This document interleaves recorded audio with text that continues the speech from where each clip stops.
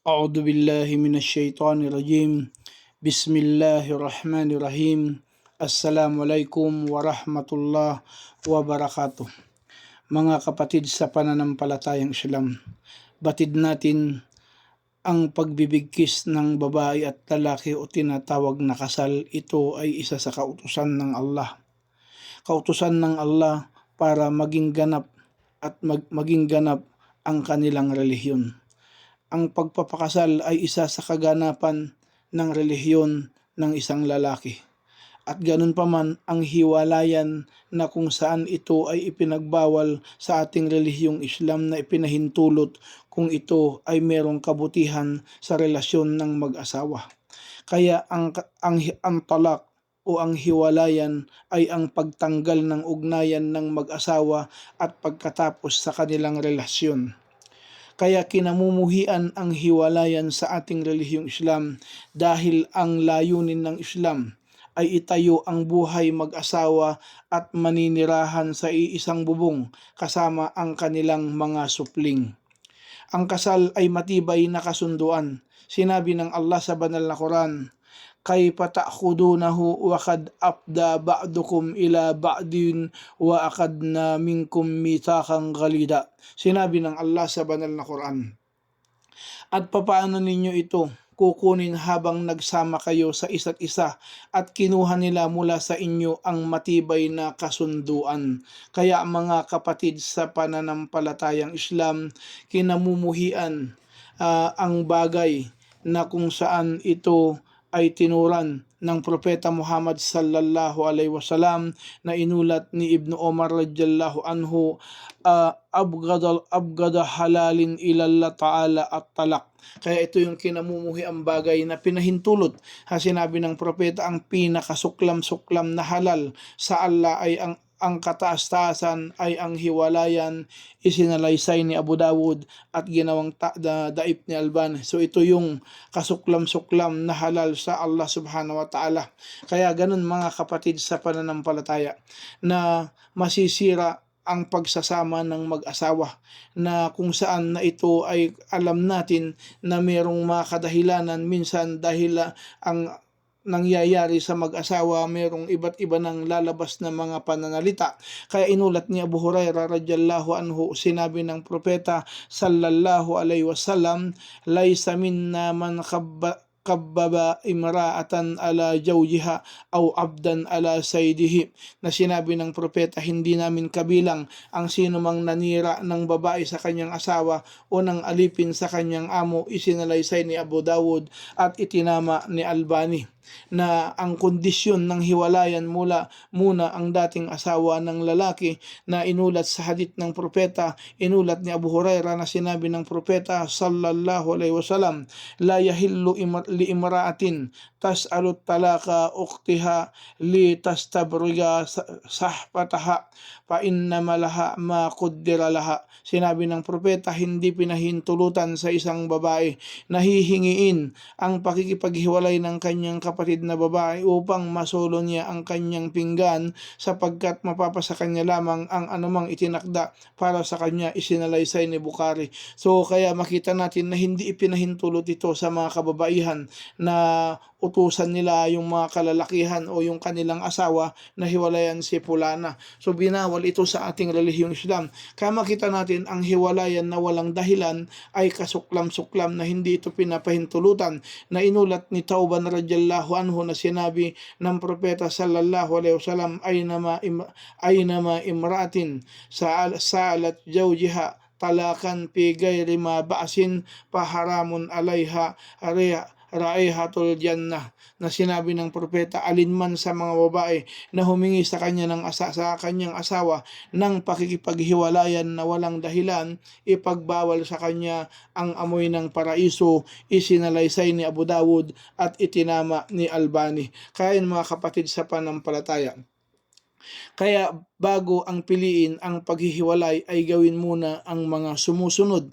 na sinabi ng Allah sa banal na Quran, ar-rijalu qawwamuna 'alan nisa'i bima faddalallahu ba'dahum 'ala ba'din wa bima anfaqu min amwalihim pasalihatu kanitatun hafidatu lil ghaibi bima hafidallah. Sinabi ng Allah sa banal na Quran, ang mga kalalakihan ay mga tagapagtaguyod ng mga kababaihan sa anumang ipinagkaloob ng Allah sa isa't isa at sa anumang iginugol nila sa kanilang kayamanan. Kaya ang mga matutuwid na kababaihan ay mga masunurin at umiingat sa kawalan ng asawa sa anumang iniingatan ng Allah subhanahu wa ta'ala. Kaya ang mga kapatid sa pananampalataya na kung saan na binanggit dito ng Allah subhanahu wa ta'ala na yung mga ganitong mga pangyayari, kaya bago ang piliin ng paghihiwalay ay gawin muna ang mga sumusunod na sinabi nga ng Allah sa pagpapatuloy ng aya, wallati takhafuna nuzuzahunna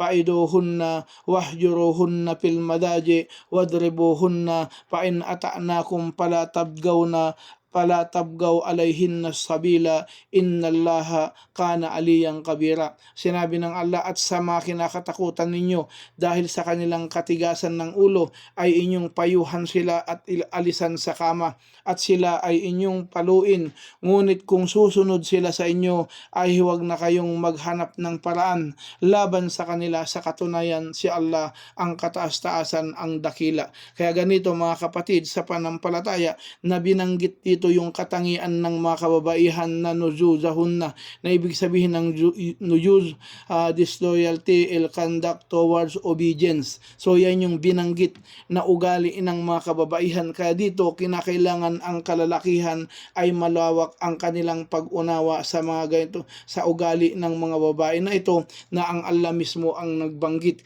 Kaya bago yun mga gagawin na ito ay piliin natin ito yung muna na gagawin natin ang yung mga sumusunod na ito na binanggit ng Allah. Sabi nga sa Quran, wa in kiptum shikakam bainihima fab'asu hakaman min ahlihi wa hakaman man ahliha in yurida islahan yuwaffiqillaha bainahuma innallaha kana aliman khabira. At kung kayo ay natakot sa hiwalayan ng dalawa, dapat magpadala ng isang tagahatol mula sa pamilya ng lalaki at isang tagahatol mula sa pamilya ng babae. Kung pareho silang nagnanais ng kaayusan at kaganapan, ay gagabayan silang dalawa ng Allah. Sa katunayan, ang Allah ang maalam at marunong. Kaya ang mga kapatid sa panampalataya na mabanggit natin dito ang hiwalayan o yung pagbigkas ng hiwalayan na may layunin. Ang pagsabi ng hiwalayan na malinaw na kataga tulad ng talak o hindi na tayo mag-asawa o iba pang malilinaw na kataga at mangyayari ang hiwalayan, ngunit kung hindi malinaw ang katagang ginamit tulad ng bumalik ka na sa iyong pamilya na walang nilalayon na hiwalayan, ay hindi mangyayari ang talak, subalit kung meron siyang nilalayon ay mangyayari ang talak. Kaya ganun napakapiligro ang katagang talak o hiwalay. Pagsabi ng hiwalayan at merong kalakip tulad halimbawa ng pagsabi ng lalaki sa kanyang asawa, kung aalis ka sa bahay na ito ay hiwalay na tayo, ngunit umalis pa rin ang babae, sa ganitong pangyayari ay magaganap ang talak kahit lumampas pa ng panahon. Kaya yun mga kapatid, mga kadahilanan ng talak sa Islam, na una, problema sa physical tulad ng pangit o baog at iba pa. Problema sa ugali tulad ng mataray o mahilig sa iba. Kaya yun mga kapatid sa pananampalatayang Islam, na makikita po natin dito sa kalalakihan lamang ang merong karapatan ng pakikipaghiwalay. Kaya ganun pa man mga kapatid sa pananampalataya, na kung titingnan natin na inulat ni Ali radhiyallahu anhu na sinabi ng propeta sallallahu alaihi wasallam, inangat ang panulat sa tatlo sa natutulog. Sabi niya, an-naim hatta yastaykid. Ayun, sabi niya, ang natutulog hanggang sa siya gumising, at ang bata hanggang siya ay maging magbinata, at sa baliw hanggang magkaisip, isinalaysay ni Abu Dawud. Kaya yun mga kapatid sa pananampalatayang Islam, na ang mga issue ng talak ng napaiba-iba ang pananaw ng mga ulama, tulad ng talak ng dahil sa pinilit, talak ng lasing, talak ng nagbibiro, talak ng galit, talak ng nakalimot, talak ng nagulat. Kaya yun mga kapatid sa panampalataya, inulat ni Abu Hurairah radhiyallahu anhu na sinabi ng propeta sallallahu alaihi wasallam,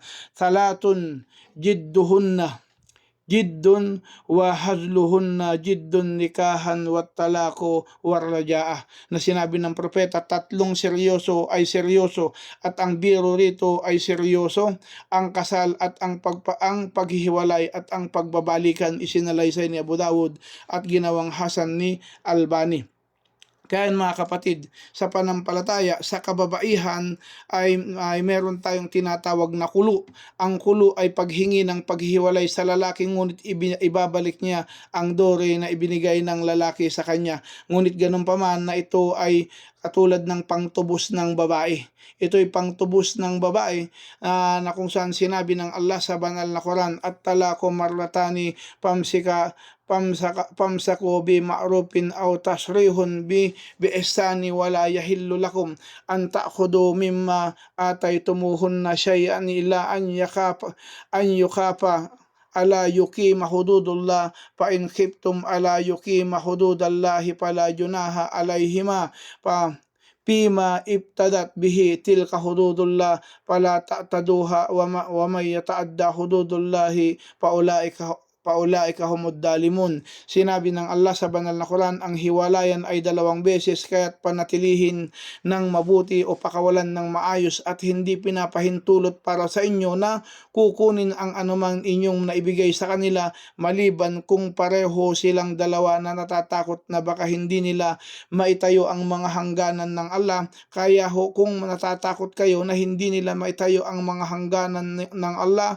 kung gayon ay walang magpagkakasala sa kanila sa pagkakasala sa kanilang dalawa na tubusin ng babae ang kanyang sarili, iyon ang hangganan ng Allah, kaya't huwag ninyong lalabagin, at ang sino mang lumabag sa mga hangganan ni Allah, sa mga katwid sila ang mga mapang-api. Kaya dito mga kapatid, sa pananampalataya, ang sinong nagbawal sa kanyang asawa, na ayon kay Sa'id bin Jubair na sinabi ni Ibnu Abbas radhiyallahu anhu na kanyang sinabi, idha harama rajulun imra'atahu fahiya yaminun yukappiruha wa qala lahum fi Rasul sallallahu alaihi wasallam uswatun hasana. Sinabi dito na kung saan kung binawal ng lalaki ang kanyang asawa, ito ay panunumpa na dapat tubusin ng kapara. At kanyang sinabi sa kanila, meron sa mensahero ng Allah ang mabuting huwaran, isinalaysay ni Abu Awana. Kaya mga kapatid, sa pananampalatayang Islam, na dito na kung saan yung kabayaran ng yamin o panunumpa, yung kaparatul yamin, kaya makita natin yung yamin sa sinabi ng Allah sa Quran, la yu'akhidukumullahu billagwi fi aymanikum walakin yu'akhidukum bima akadtum aymana fakaparatuhu it'amun asyaratin masakina min awsati ma tut'imuna ahlihim aw kiswatuhum aw taharriru rakabatin paman lam yajid pasyamu salasati ayamin dalika kaparatun aymanikum ida halaptum wahpadu aymanukum kadalika yubayyinullahu lakum ayati la'allakum tashkurun. Sinabi ng Allah, hindi kayo pananagutin ng Allah sa anumang walang kabuluhan sa inyong mga panunumpa, subalit pananagutin kayo sa anumang ipinagtibay ninyo sa mga panunumpa, kaya ang kabayaran sa pagsira nito ay pagpakain ng 10 mahihirap ayon sa panggit ng ipapakain ninyo sa inyong mga pamilya, o pagbigay sa kanila ng mga kausuotan, o pagpalaya ng alipin, at ang sino mang hindi nakahanap ay mag-ayuno ng 3 araw, iyon ang kabayaran sa pagsira ng inyong mga panunumpa. Kaya kayo ay panunumpa, kaya ingatan ninyo ang inyong mga panunumpa. Ganyan ipinaliwanag ng Allah sa inyo ang kanyang mga palatandaan upang kayo ay magpasalamat. Kaya mga kapatid, sa pananampalatayang Islam, na ang hiwalayan na kung saan o talak na binanggit sa atin ng Allah subhanahu wa ta'ala, binanggit ng propeta Muhammad sallallahu alaihi wasallam. Sinabi ng Allah sa banal na Quran, paida balagna ajalahunna pamsikuhunna bima'rufin aw parikuhunna bima'rufin wa ashhidu dawa adlim minkum wa aqimus syahadata lillah dalikum yu'aduna bih man kana yu'minu billahi wal yawmil akhir wa may yattaqillaha yaj'al lahu makhraja. Sinabi ng Allah, at kapag umabot ang takdang oras sa kanila ay panatilihin ninyo sila sa wasto o kaya hiwalayan sa wasto at sa kasaksihan ng dalawang makatarungan mula sa inyo, at itayo ninyo ang pagsasaksi kay Allah.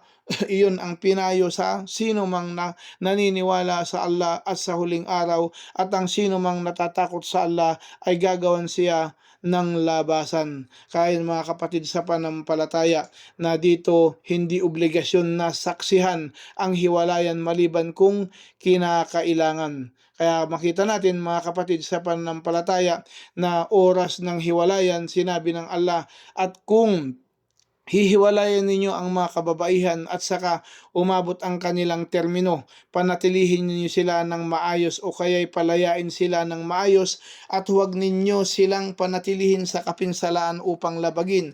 At sino mang gumawa nito ay tunay pinaapi niya ang kanyang sarili. At huwag ninyong kukunin ang mga talata ni Allah na katawa-tawa, at alalahan ninyo ang mga biyaya ni Allah ay nasa inyo, at ang anumang ipinababasa sa inyo sa aklat at ang karunungan kung saan inyong ipinangaral at katakutan ninyo ang Allah, at alamin ninyo na ang Allah ang maalam sa lahat ng bagay. Kaya mga kapatid sa panampalatayang Islam, na 3 regla na binanggit sa banal na Quran, na sinabi ng Allah subhanahu wa ta'ala sa banal na Quran.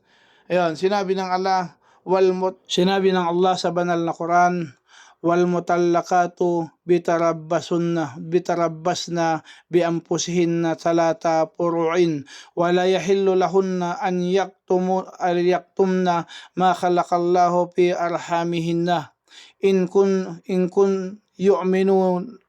yu'minuna billahi wal yawmil akhir wa bu'ulatuhunna ahakka biradihinna fi dalik in aradu islahan wa lahunna mithlul ladina alayhinna bima'rufin war rijalu alayhinna darajatun wallahu azizun hakim. Sinabi ng Allah sa banal na Quran, at sa mga hiniwalayang babae ay maghintay sa kanilang mga sarili ng 3 regla, at hindi ipinapahintulot sa kanila na pagtakpan ang anumang nilikha ng Allah sa kanilang mga sinapupunan, kung sila ay naniniwala sa Allah at sa huling araw, at sa kanilang mga asawang lalaki ay may higit na karapatan sa pagbabalik sa kanila kung gusto nila ng pakikipag-ayos, at mapasa kanilang kababaihan ang kasintulad ng kabutihan para sa kanila, at mga kalalakihan ay merong autoridad sa kanila,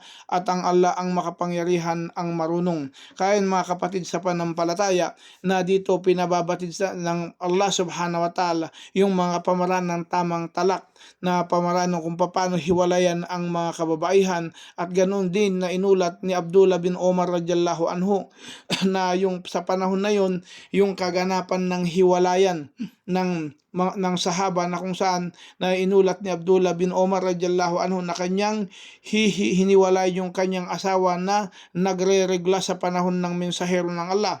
Kaya nagtanong si Omar bin Khattab radiyallahu anhu sa sugo ng Allah subhanahu wa ta'ala tungkol dito. Sinabi ng Propeta Muhammad sallallahu alaihi wasallam, utusan mo siya na balikan ito, at pagkatapos panatilihin hanggang maging malinis, at saka magkaregla, at saka maging malinis, at pagkatapos kung nais niyang panatilihin o kaya kung nais niya ay hiwalayan bago niya ito hipuin, dahil iyon ang takdang oras na inutos ng Allah na hiwalayan ang mga kababaihan, isinalaysay ni Bukhari. Kaya yun mga kapatid sa pananampalatayang Islam, na yun ang tamang talak o kapamaraanan.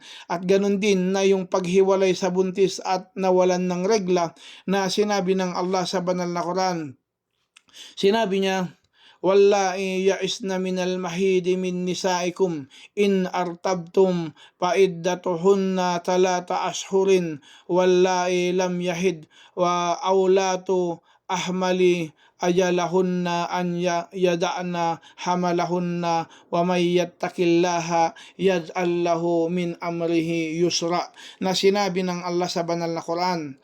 At sa yaong nawalan ng regla mula sa inyong mga kababaihan, kung kayo ay nag-aalinlangan ang kanilang kapanahunan ay 3 buwan, at gayon din sa mga hindi nagre-regla at sa mga buntis naman ang kanilang kapanahunan ay hanggang makapanganak. At ang sino mang natakot sa Allah ay gagawing madali ang kanyang kalagayan.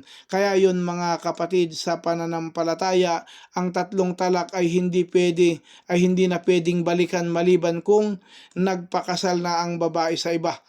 Kaya makita natin na inulat ni Abdullah bin Abbas radhiyallahu anhu na sinabi ng propeta Muhammad sallallahu alaihi wasallam, muhallilah wal muhallila lahu, na ibig sabihin ang muhallil nagpahalal sa babae at sa muhallil lahu nagpahalal para sa kanya, isinalaysay ni Ibn Majah at itinama ni Albani. Kaya dito mga kapatid sa panampalataya, kung kayo halimbawa yung mga asawa nyo na hiwalay nyo ng 3 beses, ay hindi nyo na ito pwedeng balikan maliban kung nagkapag-asawa siya at pagkatapos ay naghiwalay sila, pwede mo siyang pakasalan. Kaya yung hiwalay sa babae na hindi pa sila nagsasama, na binanggit ng Allah sa banal na Quran, ya ayyuhalladhina amanu idha nakahtumul mu'minati thumma talaktumuhunna min qabl ay am tamsushunna fama lakum alayhinna min iddatin ta'tadunaha pamatti'uhunna. Kaya binanggit ng Allah subhanahu wa ta'ala sa banal na Quran, ya ayyuhalladhina amanu idha nakahtumul mu'minati thumma talaktumuhunna min qabl an tamassuhunna fama lakum alayhinna min iddatin ta'tadunaha pamatti'uhunna wa wasarihunna sarahan jamila. Sinabi ng Allah sa banal na Quran, o mga yaong sumasampalataya, kung pinakasalan ninyo ang mga babaeng mananampalataya at pagkatapos hiniwalayan ninyo sila bago pa ninyo sila nahipuan, wala kayong anumang takdang panahon para sa kanila na inyong hintayin. Kaya pagkalooban ninyo sila at palayain ninyo sila ng magandang pagpapalaya. Kaya yun mga kapatid sa panampalataya, pagpapaubaya sa iba ang paghihiwalay. Mga salita ng pagpapaubaya na ang pagpipili ko ay nasa iyo, ang aking kalagayan ay nasa iyo, ang aking paghihiwalay ay nasa kamay mo na kung nais mo. Kaya ito yung bibigkasin, na bibigyan sila ng paubaya.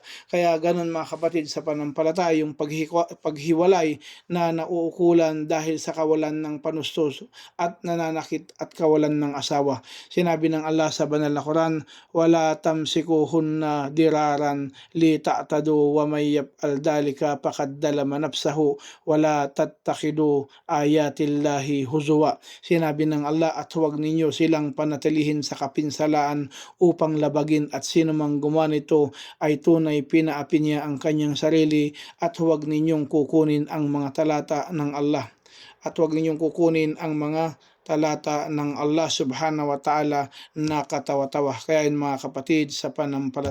Kaya mga kapatid sa panampalatayang Islam, ito yung panuntunan, batas ng Allah subhanahu wa ta'ala, kapamaraanan ng Propeta Muhammad sallallahu alaihi wasallam, na inshallah subhanahu wa ta'ala na ilayo tayo sa mga ganitong pangyayari o yung paghihiwalay sa mga asawa, na inshallah subhanahu wa ta'ala kalugdan tayo ng Allah subhanahu wa ta'ala, patatagin tayo ng Allah at maibigay natin ang mga obligasyon o karapatan ng ating mga mahal sa buhay.